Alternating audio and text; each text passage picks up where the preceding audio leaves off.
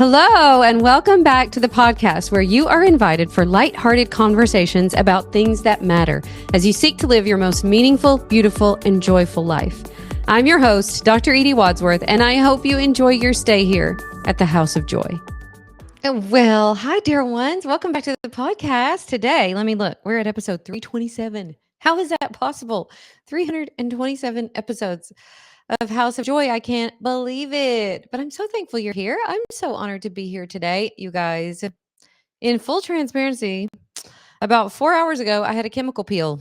Now, it hasn't started peeling yet, but my face is a little tight and a little shiny. This is my second to last beauty treatment, as I like to call it, before the wedding, which is just literally like 12 days away. I can't believe that either. Say a little prayer for me. I feel like I could just burst into beautiful, happy tears at any moment. Today, though, on the pod, let me pull up my notes because this is going to be a good one. I'm so excited about today's episode, which is all about the life you've settled for. How to raise your standards and live as the incredible woman you're called to be. Now, my question for you is this. Have you ever looked around at your life, maybe at your relationships, your surroundings, your habits, your level of energy, your level of joy, and thought to yourself, I didn't really mean to just like camp out here at this place. But somehow here we are. And if you're like me, it's not that you don't love your life because you can look around. Like I remember when I started to have this kind of, it's like a little bit of a midlife restlessness where I started to be like, this is amazing in some ways. And in some ways, I'm feeling not fully content. I've worked hard to get here and I'm grateful for it. But deep down, I feel like there's more possible for me. Maybe you've gotten comfortable, even content. Some of you have quietly resigned yourself to the life you have because you don't believe it could be different. So this is especially for you, but also just for any of my women who have gotten to that age where you're like, okay, I did this and this and this and this, and here I am. And I feel this nudging for more, but is that greedy? Is that wrong? Does that mean I'm not grateful? And a lot of us, when we get to this age, have just stopped reaching, dreaming. Maybe we feel like it's unrealistic at this stage of life. And you sort of have gotten to the point where here's how you know if you answer a lot of questions about, like, I'm fine. I'm fine. How's your life? It's fine. That is a telltale sign.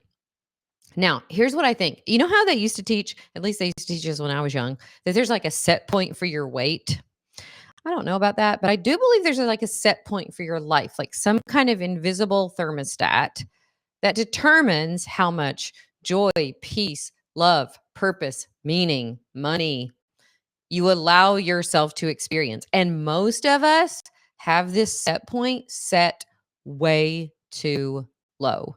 We have settled for a life that feels comfortable, but not truly fulfilling. It doesn't really inspire us. And I can tell when I talk to people, they just seem resigned.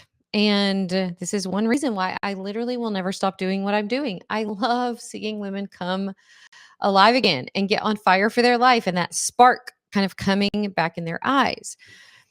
And the gap between the life that you're living and the life that you could be living that you're maybe called to live isn't about discipline or luck, but think about it as you've just set your standard too low. You've just like settled into, well, I guess this is the way it is. I guess this is the amount of energy that I have. I guess this is, the level of joy I have. I guess this is the impact that I'm going to have. And I think that when you decide to raise your standards, when you decide that peace, purpose, joy, impact, an elevated level of that become your new normal, then your life really starts to get fun. And not because doing more makes you more worthy or God loves you more, but because you finally agree with him about who you are and you stop playing small. I see this so often in women my age we just dismiss our gifts, to be honest. We just start playing small in our lives. We stop going after the thing we really want. We stop listening to the nudges for what we could be creating, for what we desire. And we just, in subtle ways, settle. So raise your virtual hand if you're like, oh, she's reading my email today. So we're going to talk about raising the standard of your inner life so that your outer life rises to meet it. This is the way to live a bigger life, a fuller life, more life in your days. How many of us would say yes to that? How about just more life in your days? And this is what living as your true self looks like. I teach a tool inside Life Mentoring School. I get it from the scripture. I call it the true self, false self tool. And we use that in all kinds of different ways in Life Mentoring School. What would your true self think? How would she show up? How does she dress? What's her emotional life like? And a lot of us are not living in our full potential. So if you still feel like, yeah, there's a lot in here left, there's a lot that I have left to share, there's a lot left to me that I haven't fully expressed in the world. And so I want to help you stop negotiating with your potential and start partnering with it, start creating literally a life that feels like a dream, that feels like a miracle. Now, here's what I'll say. There's a hidden cost to this settling. So I want you to think about this for a minute. Where in your life have you quietly settled for a life that doesn't inspire you? Maybe you've settled for less energy, for less vibrant health than you used to have. Maybe you've settled for relationships that are polite but not passionate. Maybe you've settled for just getting by instead of growing. And we all do this to certain degrees. We lower the bar little by little until one day we wake up and go, oh, I've made peace with a version of my life that doesn't reflect what I'm capable of, that doesn't reflect what I believe an amazing God who created me is capable of doing in me. And that is the danger of settling. It doesn't quite feel wrong. It feels reasonable. We call it being realistic. Now, I'm going to tell you something, y'all. You probably know this about me. I am anything but realistic. I have got some crazy dreams and some crazy goals and some crazy ways of seeing the world. And I hope that you will adopt some of them because those ways of thinking about the world make life so much fun. But I would say they're anything but realistic. And what if realistic has become a version of unbelief? Where you've just lost hope or just lost belief in the goodness of God and what he could still do in you and the impact that you could still have. I'm telling you, I watch women all the time in my program, especially in certifying Christian coaches. I watch women literally in their 60s and 70s. I have a good friend who is almost 70 years old. And she decided a couple of years ago, like, no, I am definitely not done. And she got certified as a coach and she started coaching her own clients. She started a podcast. She ended up doing my master coach training. She recently wrote a book. I need to find her name is Susan Scholl, and you should go follow her because she's inspiring to all of us. She just wrote a book, you guys. It's called Hello You. And I watch Susan live her life and go, please, Lord, tell me that's going to be me when I'm 70 years old. Just all the spunk and energy and fire in the world. And I am telling you that is available for all of us. But every time you choose comfort over calling, fear over faith, you reinforce a message to your very core. This is as good as it gets for me. Maybe secretly, like, this is all I'm worthy of. And as you live down to that belief, not because you're lazy or ungrateful, but because you've allowed your thermostat, your inner thermostat, to set to kind of like survival mode instead of thriving mode. And you were made for more than that. God didn't create you in his image so you could just like manage your problems well. What if he made you to create your incredible, amazing life with him in the miracles that he's working all the time, every day? I see this all the time. I think this is so pervasive online where we are so focused on our problems and so focused on doom and gloom and so focused on the problems of the world that we don't give any energy to all the amazingness and the goodness and all the potential and all the possibility that still exists in you. Living with vision, all the beauty we could bring, the things that we could create, the order we could create, the possibility that still exists. And when we forget that and live as a smaller version of ourselves, kind of adjusting our internal temperature down, we start believing smaller for other people too. We start getting cynical about other people and about the whole world. Because here's the thing about standards. You can only believe for others at a level you're willing to believe for yourself. And listen, I got some big dreams for the people in my life. I know that I don't technically get to dream for them, but I do. And I want to see them living at their highest as their true self. I can't do that fully if I'm not doing that for my own self. So what would it mean for you to live your biggest, fullest life from your true self? To live from that part of you that believes the way God does, that sees possibility where other people see limits, that holds hope when circumstances look impossible. That part of you that doesn't shrink back, but expands and expects goodness and believes in redemption and lives in agreement with heaven on earth. So if you have been feeling that quiet dissatisfaction, it's not because you're grateful. It's because you know down deep there's more. You know that your true self is calling you higher, to raise your standard, to stop settling for a life that's fine and start building a life that feels like fire and miracles. Every one of us, I do believe, has not only kind of this life set point, but an emotional set point, a level of peace, joy, purpose that feels normal. And honestly, for most people, it doesn't feel like peace, joy, and purpose at all. It feels like pain and chaos and stress and overwhelm. And that's become our emotional set point. And when we do occasionally rise above that, it's like you can have a lot of dysregulation around that. I remember the first time, you guys, that I had a bunch of success like really fast in my business. It was so dysregulating to my nervous system. I had over years and years conditioned myself to kind of quietly believe this lie that like my life was cursed. And I've been rewriting that story for like 10 years, but my first big successes in my business, and listen, I've had crazy, unexplainable, miraculous success in my business. And now I'm like, oh, this is so fun. Like, I love this. I've learned to adjust my thermostat, my nervous system to it. But the first time, it just about undid me. It was like something bad had happened. I just wasn't used to that. I was having like a real stress response. So what if you've designed your life in such a way that even if you got more money, more success, more intimacy, more joy, you would just subconsciously self-sabotage because it would be so unfamiliar to you. And then when your life meets drama, conflict, chaos, overwhelm, we're like, oh, good, I'm back to my baseline. It's not like we're actually saying that, but it's like subconsciously you're saying that. You don't rise to your goals, you fall to your standards.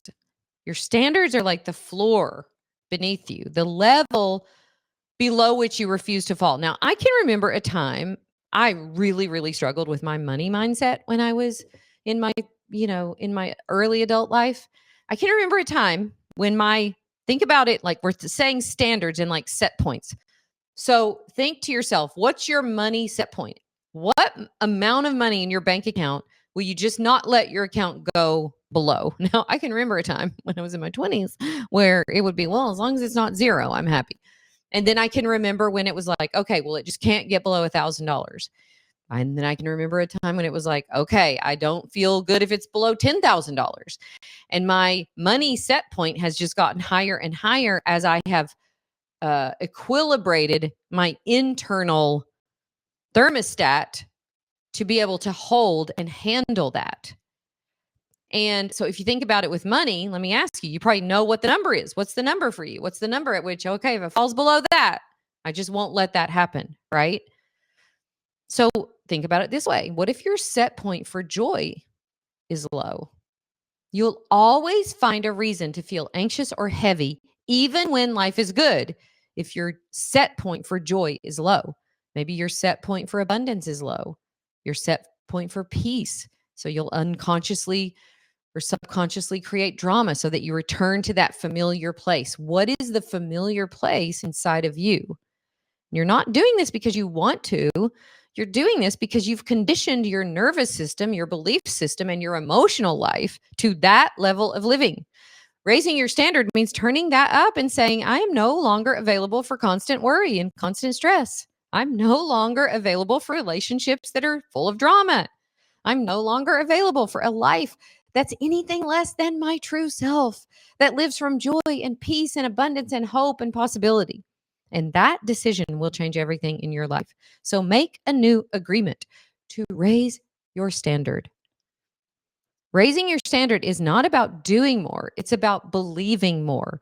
It's about expanding your internal environment, creating an internal experience that's beautiful and rich. So here's where to start. Raise the standard of your thoughts. Stop rehearsing failure. Stop assuming it won't work out. Begin speaking and thinking in agreement with what God says about you. You're cherished in his eyes. You're his beloved. You were created for purpose, by purpose, on purpose. And what you think becomes your life. So if you don't love where you are right now, change your thoughts. Change your thoughts, change your life. When you notice that you're slipping into a lot of negative thinking, be aware of that and decide, no, I'm raising the standard of the way that I think. I love practicing beautiful, powerful thoughts about my life and about the people in my life. If you're in my life, you're lucky. I'm probably practicing some powerful thoughts about you and for you. Not that I can do it for you, but I love thinking about people in their full potential as God sees them. Number 2, raise the standard of your emotional life. You do this by processing emotions instead of suppressing emotions. So when you feel a little negative emotion, allow that to be there. Allow yourself to process through it. Movement helps.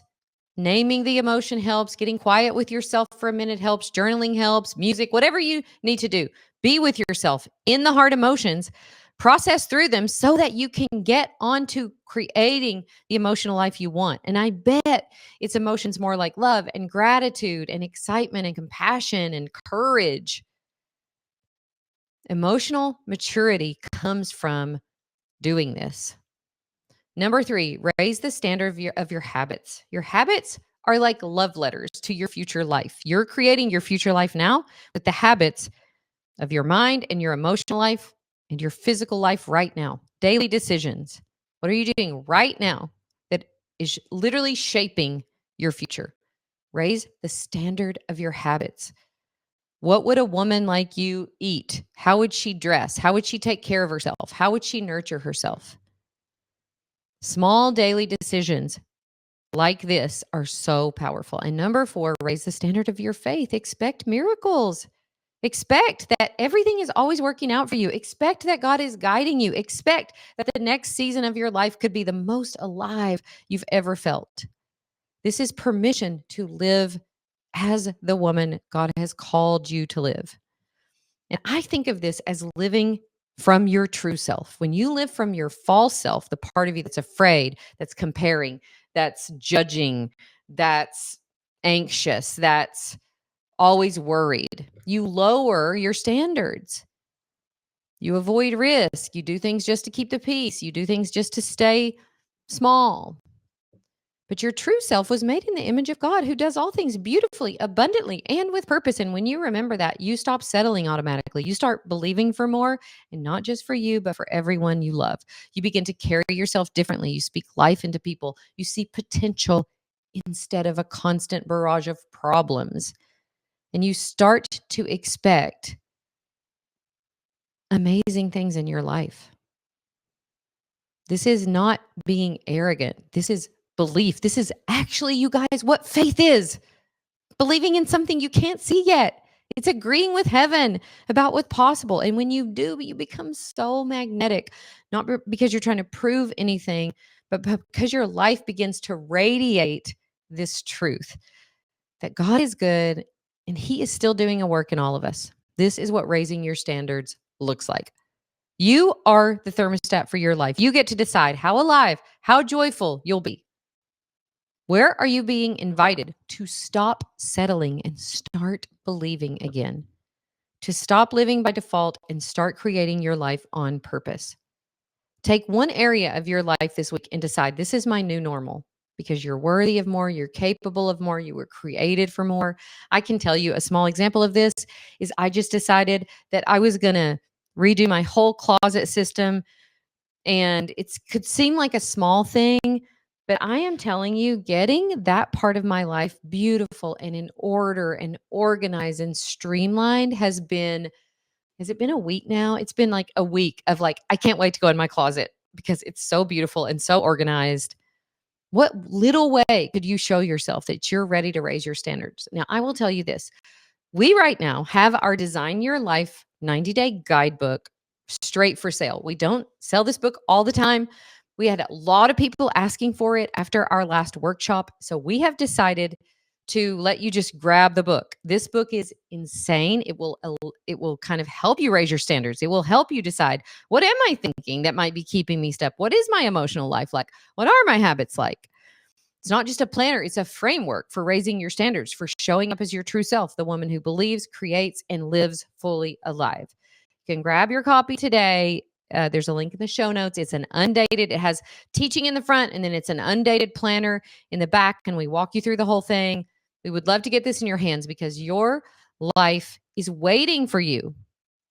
Your full, amazing, abundant life is waiting for you. So raise your standards. Get this guidebook. You are going to have the most amazing last 90 days of the year. And I will drop the link in the show notes. I hope you have a great rest of your day, and I will talk to you soon. Bye.